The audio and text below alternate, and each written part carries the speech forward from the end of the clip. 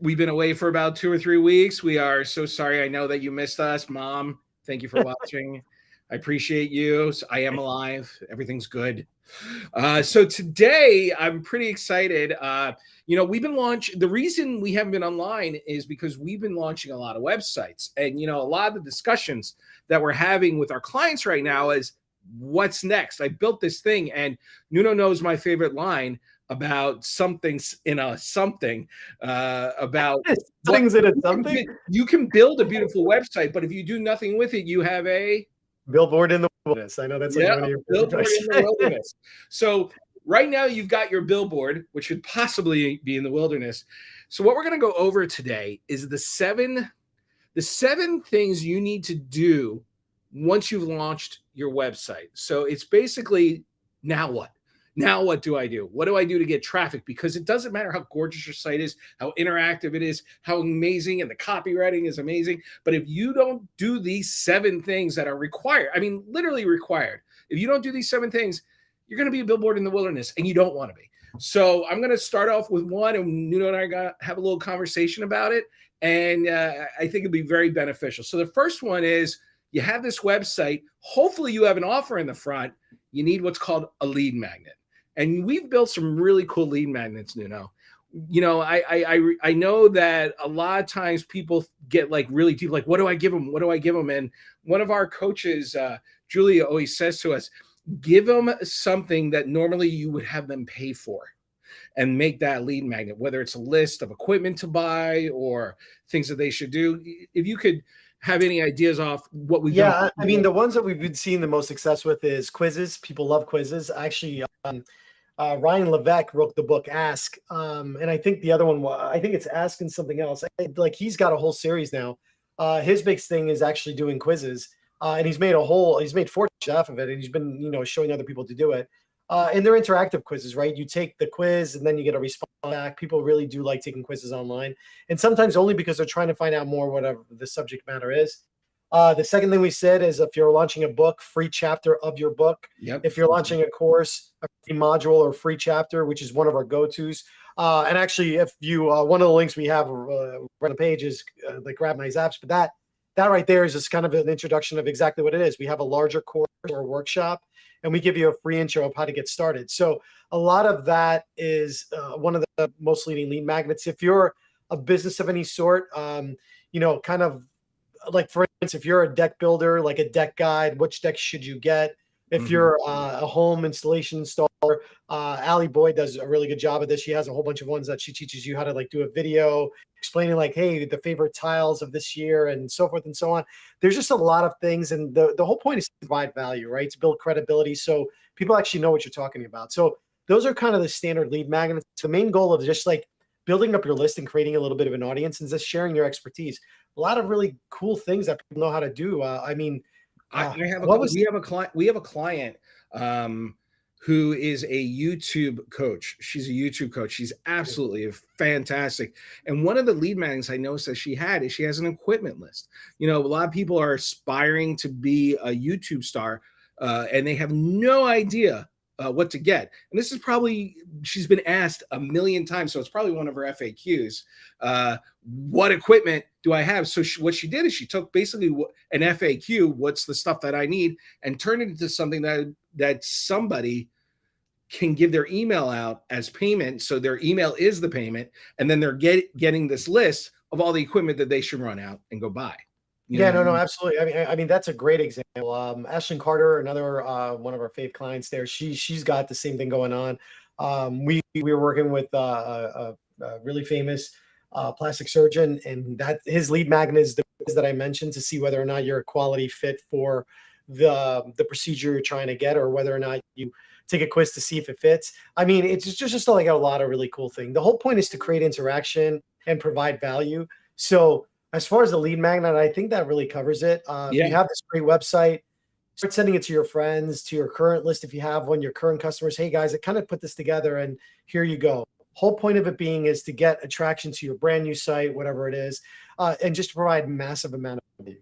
Yeah. Well, now that leads into our second thing. Now that the lead magnet, the whole point of the lead magnet is in exchange. Even though it seems like it's free, the payment is the person's email address. Now that you have that email address, that brings us right into our second one, which is email marketing. And a lot of our clients, our best clients, build nurture campaigns and are constantly emailing their clients to keep them at the top of the list. It used to be, the old adage was 7 touches. Back in the old days, 7 touches in order for a person to remember you. And it takes a lot more than that now. And we have some clients who are doing extremely well, who will literally send out an email every single day. Now, that's a lot harder to build up to. But what I kind of tell our clients is that you always have to keep one email ahead of what you're sending. So don't get too stressed out about it, but try to send something out regularly enough where you can keep on the mind of all these clients. Yeah, or just have enough content to separate it. Now, email's a whole different avenue. Like, I don't want to go down that email trail. We'll actually share some successes and wins that we've been having with some of the customers we've taken on because they had really terrible email deliverability. We actually gotten some really good open rates on cold lists, like 50, 60% open rates. We actually have some tips and tricks on that, but that's a whole nother kind of tunnel. Right. Well, I mean, the whole fact is, though, you need to be emailing your list constantly. Yeah, believe it or not, once or twice a week is the go-to, or at least once every 2 weeks. Because what people don't understand when it comes to emailing customers, if you're building an email list, you need to constantly interact with your clients because email is like an elastic band. If you start doing it for a little while and then you stop, then you decrease the amount you can send out every day. And it's just like you're getting policed. So if you're not constantly at that big band level, it will actually, when you start to try to send again, all of a sudden they'll treat you as a spammer because they're like, wait a second, I haven't heard you in like 4 months and now you're trying to send to 1,000 people. It does things like this. Like, again, I don't want to go down that gravy boat, but like to your point, you got the email, you now have to interact with it. And like a newsletter is a really good way. And it's a very simplistic. Don't load it with a lot of links. Don't load it with like 700 videos. If you do it once a month, it's okay. It's not great. Try to do at least like twice a month. And it should be all values. If you're creating content, or if you, let's say if you have a service parts store, cover one of the machines you sell. Like if you're a lawn repair guy, like one of the machines you sell and the common repairs you see, rate a machine, you know, like how the common breakdowns are common ways to make this thing sing for like 7 years and so keep forth. your lawn looking good in between visits, that kind of thing. Anything that you think, and it can even be a joke. It can be just like something funny. Easter Bunny is coming. Here are some tips on how to hide your eggs if you're a landscaper or something like that. It's endless. Anything you could think of off the top of your head. By the way, you're not emailing War and Peace. You're emailing, short things. And if you can come up with a subject, go on something like ChatGTP, throw it in there, get an idea, and have it write the words for you. You'll be done in a couple minutes. Yeah, so now to make those emails work, though, and to make them be interactive and do certain things with them, the third thing that leads into that is automations. And, it's in our name, automated marketer. Automations are the king, are the glue that holds everything together. We find that businesses only really start advancing when they have automated the processes that used to take them too long to do. Well, absolutely. I mean, here's the bigger concept, right? Everybody's like, like whether, and please don't bring out the pitchforks because there is a divided market on like where people stand on AI. And we've been preaching about AI and look, for or against it, here's the thing that people don't understand. AI is giving people back time. Automations give people back time. And it's funny, I've been toying with this phrase a little bit, and I kind of want to introduce it a little bit. Me and Tom Pachenko, he's a good friend of mine who's also an automations guy. And we broker time. That's what automations do. We just broker time. And it was like, we should be called time brokers because at the end of the day, if I can save you 4 hours a week, 6 hours a week, a whole entire staff member, that is a compound event. So think about it. You are busy working on your business. You're busting your butt. You're working like 60 hours a week. If I can save you 20 hours of those weeks, one, to get your life back so you can spend it with your family, or two, spend it back into your business, how much is that worth? Oh. Now, people can't put a value on it, and that's why the automations are not as – if I can come in, I'm going to get you 100 more sales. Well, that's great, but can you handle 100 more sales? Right. Do you have the systems and the process in place to handle more sales? I mean, honestly, every now and again, you and I, even with all the automations and stuff we have, we take on way too much and we get a little overwhelmed because there's just a capacity level. You either got to hire more people and so forth and so on. And that's a crazy piece of it. What's really interesting to see is that we're brokering time. Like people come to me, is like, hey, I need this and I need that. And I immediately don't think of anything else but like, how much time am I going to get the person back? And how much time am I saving? Is it even worth the effort? Because Right. sometimes people will automate the wrong thing, right? You're talking about email automation. That's the easiest thing to do. What would you rather do? Write an email, pack it up, send it one at a time, or have an automation that when somebody comes in, you're just adding newsletters over and over again. And the person that joined like 4 months ago is getting the first newsletter ever rolled out. So then the materials that are getting old, and you're not creating that. So how much hours did I give you back? Now, instead of doing that, you have like 17 months worth of newsletters. And that's kind of the thought process that you want to kind of really go around with. And that's what people struggle with. So it's funny. Me and Tom keep going. Time brokers are really like, I swear I'm going to pin this thing. But that's honestly what we are. We give people back time when it comes to automations. If you're a business and you're growing and you're wondering how you can get more time back, automations is the way to go. Now, email you talked about is one, lead magnet delivery is another one. All those take automations to deliver and give you back time if you do it right. Like I said, you can even create a newsletter workflow that the second somebody comes into your world, they get added to the newsletter. And as long as you don't put a month on it, They're now have getting what they think is the next newsletter. Yeah, and it's not what they think or don't think. It's still a newsletter that you provided, and if it's providing value, who cares when it comes out? Absolutely. And you know, the whole thing is that kind of leads into what our next thing is as you're doing this automation, you're getting people more into your world. And a big part of going into that world, working on my segues here, are to go into social media. And you know, you've built all this wonderful website, but now you got to find people to get into that email list, to show that lead magnet to then email, and to then have all those automations. How do they see that lead magnet? And that brings us to that next kind of three things, which is social media, paid ads, and SEO. So social media first, how often should a person be adding to their social media? Now, I want to be careful because this is like we're not copywriters and we're definitely not like social media experts.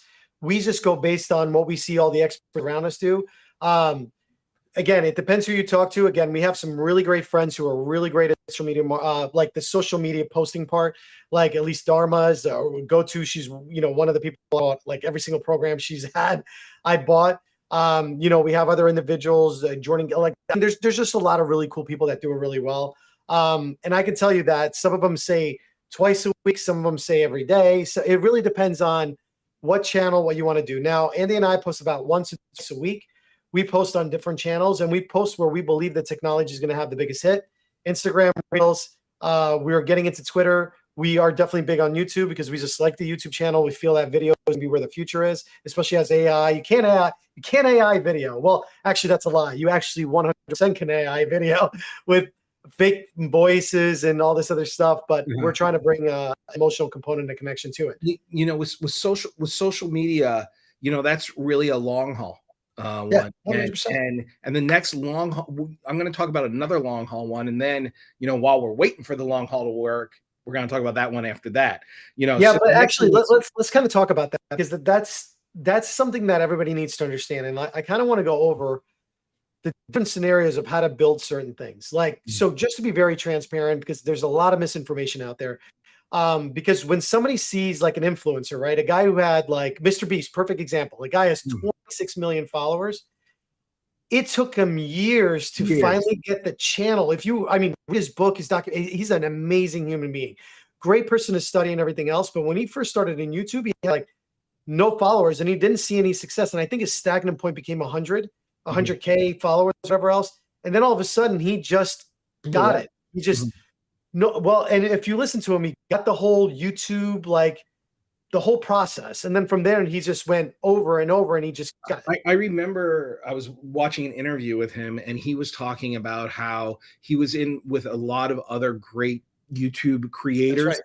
And what they kept doing is they kept tweaking the titles and see if I add this word, if it's this, like, and experimenting. So it's a long haul thing. It's not like you just do social media and you have people coming. It's experimenting, seeing what your audience is looking for, because that is exactly what will happen. He was literally every day tweaking and making a little changes so he could see incrementally at scale how things would affect his audience. What's the right thumbnail? We've even had advice on the colors that we have on our thumbnails when we're putting something out there, our branding colors. And we have found what makes people click on our videos. So we keep doing that, but we're constantly changing and constantly experimenting. And and it's funny you say that, but like, so for instance, YouTube on average, now again, I'm not a YouTube expert, I'm just going by what we're getting coached at and like what we're seeing. It's anywhere from a good 2 to 3 years of consistent posting and staying consistent in the system. Mail, believe it or not, email is also a very long game. The problem is when people get like an email sequence or they buy a list, which is the worst thing you can do, they blast 7,000. To build up an email list and have consistent open rates, it is a long game. Yeah. You're playing a 30 to 60, 90-day game of like just warming up your list, getting people to click, and then going back in and modifying that. Then when it comes to social media, I think we're up to like 5,000 followers on Instagram. I mean, we went from zero, like nada. We had like no, same thing with YouTube. I think YouTube are a little bit less of a growth, but it's a harder channel to manage. But we're like at 1,600, I think. I think we broke 1,600, which is pretty cool. We're pretty happy about it. I guess more than mom is watching at this point. And then Instagram is starting to slowly take off. I can't stand TikTok. I can't dance, I can't get it figured out. But we're working on that, and Twitter is going to be the new one we're going to kind of go after. But it's just funny, like everything has like a little bit of a longevity as you kind of go through it, but everything is like consistency is the key to breaking everything. And again, I'm not experts in that field. We're going by what other people are telling us because we're getting coaches in that particular area. But I can tell you that it's a long perpetual growth. Social media organic is the long perpetual growth. And one of your segues is going to be for organic growth. Yeah, well, for that organic growth is you always have to be thinking about SEO. And something that, we're working really hard with all our clients is, that's free money, but it doesn't happen like that. SEO is an extremely long game of, again, you experimenting, making sure that you're backlinked to the right place, that you have the right views and the right audience coming to who you are. You've been working so hard on SEO for our clients, and that SEO is really just starting to take off. Well, and I wouldn't say like, so it varies, right? So for instance, I'll use me as a perfect example. Like, so we have clients we can rank within 30 days. We have other clients because of the competition take anywhere from 30 to 90. We had a couple dental clients that literally, I think it took like 35 days and they were ranked first in their area, which was amazing. It was probably one of the best runs in it was in New York City. It was like one of the most highly competitive areas. Yeah, right in the middle of Central Manhattan. The toughest market in the country to work within. Yeah, and to this day, it's still ranking like number one. I think it goes from number 1 to 4, like in that particular area. And again, but that can change if all of a sudden a new competitor comes in and they pump out ads and do all these links and everything else. Then that might change and vary. We just had a guy that we did, which he was buried in Google. Couldn't even find this guy. And we got him ranking 9th, which is the first page still on the longer page. But he's on that page one. He's on. Yeah, it is page 1. And then we have, I mean, I could give you a couple of examples. Then we got my case, which is pretty hilarious. Which is, by the way, if you look up Nuno, you're going to be in for a surprise. Yeah. So if you look up Nuno Tavares, right, I unfortunately cannot compete with this SEO wise. I'm working with a very incredible SEO specialist because even I couldn't with our skill set. Like I can't penetrate it, and he's helping us through it. And it's a costly practice. Yeah, he's an Arsenal soccer player. Like I don't know if you follow soccer or whatever, but Arsenal's one of the most popular teams on this universe. And because soccer is so global, it's not like you only have people clicking in from like the US. It's like everybody in the entire world is clicking this guy's name. Now, mind you, I ruled page 1 for years until this guy came through. And now I'm having a really hard, time penetrating. Now, if you do like Nuno marketing automations, I come up first, but it takes my name is being taken over, but it drastically changed. I want to make sure that everybody understands. I was number 1 for a very, very long time, just with the LinkedIn profile and with my name, because when I was working in the corporate world, I really couldn't do a lot of advertising. So I did a lot with SEO and just to get that organic traffic. And all of a sudden overnight, man, this guy became popular. He hit the news. What was that? Is your name common? In Portugal, it is. It's actually like a Michael in Portugal. There's a lot of Nunos in Portugal. Oh, okay. But the fact that he's Portuguese, plays on Arsenal, and he's like nationally famous it is like really hard to like Yeah. penetrate my own name, which is pretty funny. It's But like just goes being to show you, John but that Smith. changed. It changed overnight. It really did. It changed. I think one article immediately, I think it was one article in FIFA, like kicked me out completely. And then I was just like, I've been battling ever since. Yeah. But it just goes to show you, like, even SEO has got its challenges. Like, you're gonna have a really hard time, like if you're in a very competitive market, but it is definitely a long game. SEO is anywhere from 60 to 90 days just to start getting ranked. And then you're talking about a long haul game. And then the other thing is, we're working with a really cool doctor, Dr. Boyd, and he's just started his SEO. Now he's starting to get ranked for a whole bunch of things. If we stop that SEO, or we stop any of our clients' SEO, that ranking can drop overnight because it's the amount of things you're doing. You're blogging, Mm-hmm. you're doing Google My Business posts, you're updating the site, you're creating backlinks. And this is on a consistent basis. You're not like doing this a month and then you're dropping it, because the second you drop the efforts, there's that arsenal there come right behind you and like scooping you up. Take over. You know what I'm saying? So you guys, so the point is that with that kind of stuff, you have to be on the ball. But there are other ways to get to the top of the list, and that goes into our number 6. Our number 6 for who's ever editing 6 for who's ever editing this is paid ads. Being a paid ad specialist is really, really, really important. A lot of times you get a website online, there's a lot of people in front of you. You're not the only person doing that. The way to get up there is you got to pay to play. And unfortunately, that's the way it is. But it's also fortunate because it allows you to get your message out easily and quickly on all the major platforms, your Facebook, your Google, so forth and so on, to get to the top of that list, YouTube, anything like that. We find that a lot of clients, while they're working on their SEO and they're working on their social media and they're having their lead magnets and they're doing their email marketing, paid ads is what gets them to the top and gets everything running and is the spark that lights the fire. Yeah, 100%. I mean, and the thing of it is, like, look, for instance, it was funny. One of the SEO guys that I talked to that was, again, trying to help me with the whole name thing that we're trying to battle right now, at least for me. He goes, just rent the space until you get there. And I was like, what?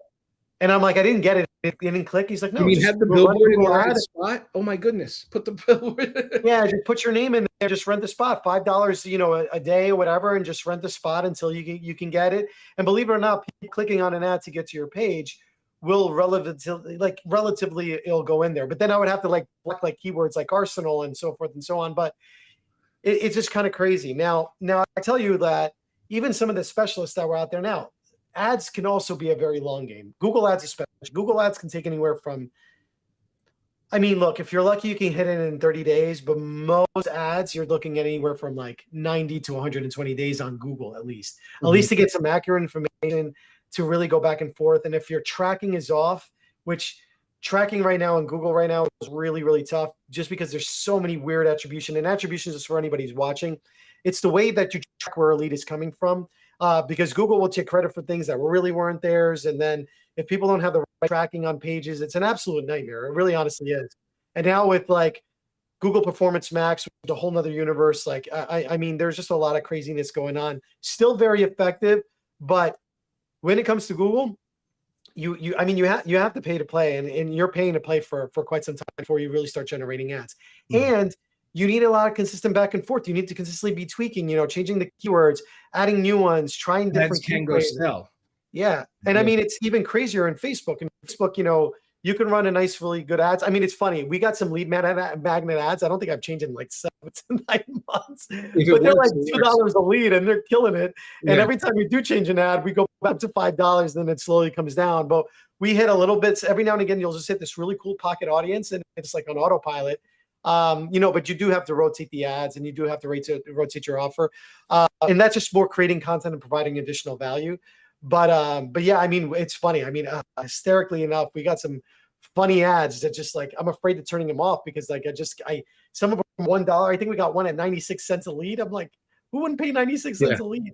I have a flight school, and just to get eyeballs and to build an audience, and to get them to hit our landing page, not even to convert, just to hit our landing page, I'm getting 3 cents a lead, literally 3 cents, because we're doing it all over the world. And the funny thing is, with paid ads, a lot of people don't realize a great way to get better value on paid ads is if you speak another language, and you can help and you can help that. You can help that. 100%. You can do expand. I am getting, this is not a joke, for my flight school client, we're getting between half a penny, like they don't even really track it on Facebook, to 2 or 3 cents a lead because we're running Spanish ads in Latin America. So don't. Well, we're doing it with some of our dental ads, and Yeah. I mean, that took a while to hit. Think of the underserved audiences that you might be a part of. Well, and they were a Spanish speaking, dental practice. They had a lot of Spanish speaking clients, and we said, hey, can you write this ad in Spanish? And they're like, yes. We ran that ad in Spanish, its own little ad set and everything else. It took a little while to hit because we didn't know, like we were doing the ads and we didn't know what the Spanish keywords is. But then we would get on a call with them. We would go back and forth with the client and be like, hey, does this make sense? This doesn't. And we would just turn them off one by one. And then before you know it, they started hitting. Again, they can all be running well. All your ads can be doing well. If a competitor comes in, and this is what a lot of clients come to fail, you can have the best ad agency, the best. You could be doing your own ads. Things are going well. One competitor is in the same niche, or they change a policy where something can't be presented, or a word is now being flagged, or somebody copyrights a word, and all of a sudden your ad's going from performing to like nothing. You know what I'm saying? So it's like, what do? It's not a really good situation. And then like blame starts going on. It's not about blame. I mean, if you got to go to an ad agency and you just go on, hey, what's going on with the ads? And when you start seeing what's going on, you could see the dips and peaks. You know what I'm saying? So, I mean, right now we're working again with a really famous not dental, we're doing dental, but plastic surgeon. And then we've been modifying his ads. And when we met him, I think his average conversion was $100 per conversion. Wow. Which in that space, think about it. We pay $100 to get a $20,000 client every day of the week, right? Yeah. Like that's like the ROAS on that is stupid, right? But all of a sudden, think about it. If we drop this conversion to $45. Oh my God. Again, is it a true conversion? It's not, because his tracking is a mess and we're still trying to kind of like fix his tracking from what we inherited. So now we're trying to like, did they actually close? How much was it closing for? And can we do it? So just to kind of wrap it all up, everything's a long game. You got 7 different ways. Well, there's some one of them are going to take longer. Oh, there's one more. I'm sorry. There's one more. Gotta get the one more in. in our final, and this will be pretty quick. But on all of this, and something that affects every single one of these, and that you can use as your lead magnet, as you can use your put in your email marketing, that you can get with automations, that you should definitely putting in your social media, put it on paid ads, and it helps with your SEO, is reviews and testimonials. You gotta be collecting information from your fans. So if somebody is your fan, you want to get a testimonial from them and you want to get a review, because you want to know what?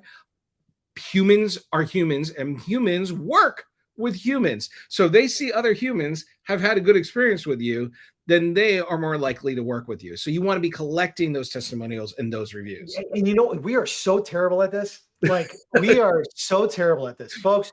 Hand down. Sometimes what's that phrase? The cobbler's shoe. It's we could talk about this all day, but we also have to do it, and we have great testimonials, but there's so many more testimonials that we can get. There really honestly is. I mean, the majority of our clients either save money or make money with us, regardless of how they hire us, right? If they're hiring us to like broker time and get time back and create systems, ridiculous amounts of testimonials. If it got it, like we have, like right now, like we have clients that were unknown and now they're showing up everywhere. When you do SEO, they're popping up where they need to go. Their website is finally showing. We got it down packed. We have a lot of great ad successes. We have this scale deliverability, which the one win I wanted to celebrate. We have gotten certain clients from 30 to 40 and even 60% deliverability. And we're going to show numbers. Well, I can't show numbers, but in another video, where we've gotten even open rates close to 80%. Now we are going back and we're diligently trying to, now the open rates is to be very fair. Depending on the email provider that goes to, is sometimes the bots will actually open up the email and will actually read as an open email. But on average, that's happening everywhere. So if they're coming from like an active campaign or a mail, not Mailgun, but like MailChimp or whatever, we have gotten, and one of the ones that we're working on, and we worked all weekend, and there's going to be a video where I brought in a team to actually help out Matt Ratliff, Tatiana, and we had Sims Media, Henry Sims from Sims Media. We came together to solve like a client issue it was a brand new cold list, big challenge that's about to launch. And we had to get this list out and open with the open rates. Now the open rates were 9%. Some of them were 20% in another email provider. They're now holding, and I think I actually can share the statistic because I don't think I'm sharing anything confidential. I don't think I am. Actually, I will. It will. Unfortunately, I don't have the blur option. But right now, it's holding steady at 56%. Now, mind you, that's coming from 20% open rate, and that's in less than a week. And that's just to show you some of the cool things we're doing. But again, I got to get testimonials in place because if I don't get these testimonials, it is completely worthless because people just do not believe this. And we have to start getting the screenshots and just getting the customers to think about it. Because honestly, if we do anything else, it's not gonna provide the value. But the reason we tell you this is like we're doing a better job of getting these. We want you to do the same because there's nothing better than a study or a testimonial showing all the awesome things that you've done. And the whole fact of this list of 7 that you're going to take away, the list of 7 things you need to do now that you've built your website, is that you don't have to do them perfect. The web is ever evolving, ever changing. If you forgot to send out an email, the world's not going to get. And if you missed a day of doing your social media, if you forgot to get all the testimonials that you said you were going to get, listen, it doesn't end. And it's not like print where you print it and you hope that it works. No, you get to continuously refine. You get to continuously make it better. And, that's what we're here for. If you're a local business or a coaching business or anything like that, and you need someone who can help you with this, that's what we're here for. We can definitely help you. We have this idea and a lot more than 7, but these are the core that are super important for you. Yeah. And if anything, like I said before, we're the type of people that if we hit our limit where we can't help you anymore, where you've grown past us because you've brokered all the time that we can broker for you, we built all the systems we can, and we've run all the ads that we can, we're the first person to recommend you to people that are way better in this, that can work at a higher capacity when you have more money. Now, because some of those people, the better they are, they'll charge more, but that's okay. They deserve it, right? So just know that. But regardless of which, hope this little advice kind of helps you out. We did include the Grab My Zaps, which is a little free intro course if you guys want to just jump on it. Again, no cost or obligation there, but just to kind of bring you into our world of some of the automations and stuff that we built. And we also have my prompts, which for anybody diving into AI, we have that going on too, just to kind of help you guys out. And I think, do we have a little get my prompts? We'll add that one later because we're doing a big update on that. Yeah. All right. Folks. Have a wonderful rest of your week, and we look forward to. We'll find a way to make sure that we're on for next week. We got to do more of these. These are always fun. All right. Have a good one.